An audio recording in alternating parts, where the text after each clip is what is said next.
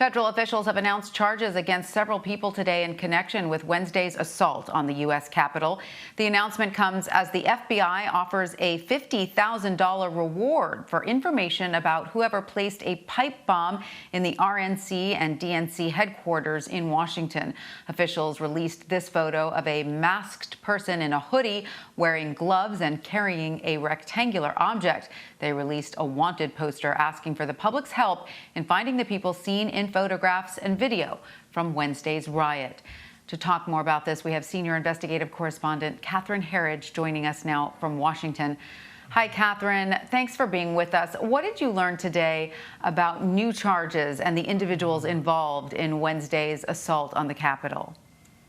Tanya, there's a news conference with the U.S. Attorney's Office as well as the FBI here in Washington, D.C. And one of the striking features is that among these 15 federal criminal charges, a number of individuals have come from out of state.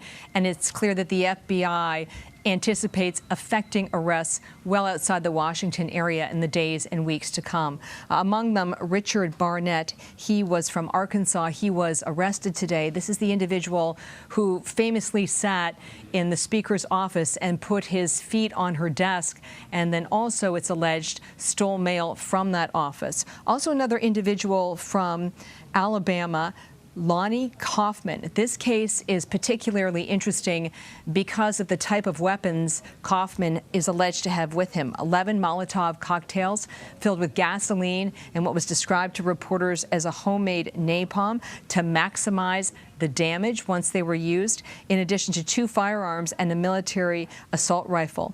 And then finally, this West Virginia delegate who filmed themselves going into the Capitol complex is also facing charges of entering a restricted area. So to me, the big theme today was the number of individuals who showed, to an extent, premeditation by traveling to the Washington area and then breaching the Capitol.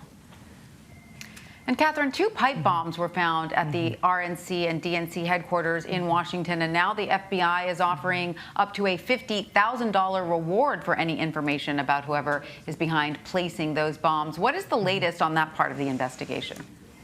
Well, it's important to note that these devices were placed at the DNC and the RNC headquarters. And if you're familiar with Washington, this really is walking distance from the Capitol complex.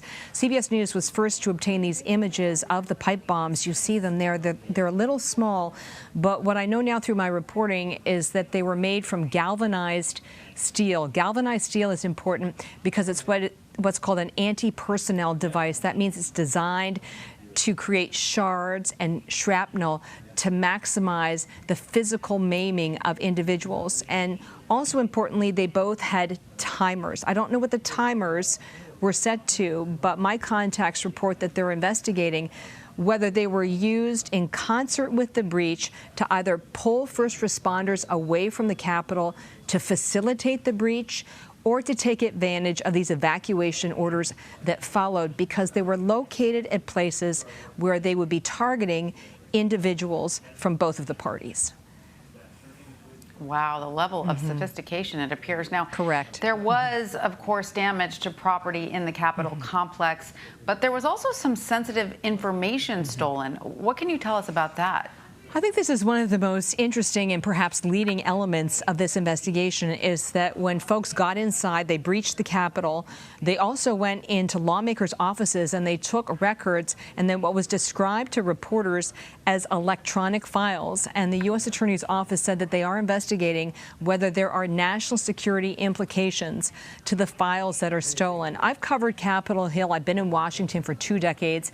And what's fascinating to me is that the Capitol complex is one of the most complex areas to navigate in this city. And to get inside the Capitol with the speed at which they did, and then to navigate from there, not only to the Speaker's office, to the House and Senate floors, but then to these congressional offices, from my experience, speaks to this idea that there was advanced intelligence gathering on the layout or even reconnaissance. And I know this is something that investigators are looking at very, very much so. Wow, that does sound so ominous. Now, federal officials have been saying that they will be considering everyone related to Wednesday's insurrection. What do they mean by everyone? Are they including the president in that group? And perhaps Rudy Giuliani, and what could this mean for them? Well, we've got two sort of tracks of messages here, Tanya. Number one, we heard from the acting U.S. attorney here in Washington on a press call yesterday that they were going to follow all of the evidence where it led. And this was in response to questions about whether there could be criminal charges for inciting the violence relating to the president and others who were on the platform with him that day. So Rudy Giuliani, John Jr. But then in the news conference today, there was a specific and pointed question about whether they anticipated criminal charges. And what reporters were told is that they did not anticipate criminal charges for inciting violence. So we've got sort of two, I don't want to say conflicting messages, but they seem on their face inconsistent. One is that we're going to follow the evidence to wherever it leads. And then the second is, at this early stage, they don't anticipate criminal charges for people like the president, Rudy Giuliani, and Don Jr. All right. Well, Catherine Herridge, thank you so much for sharing your excellent reporting on this.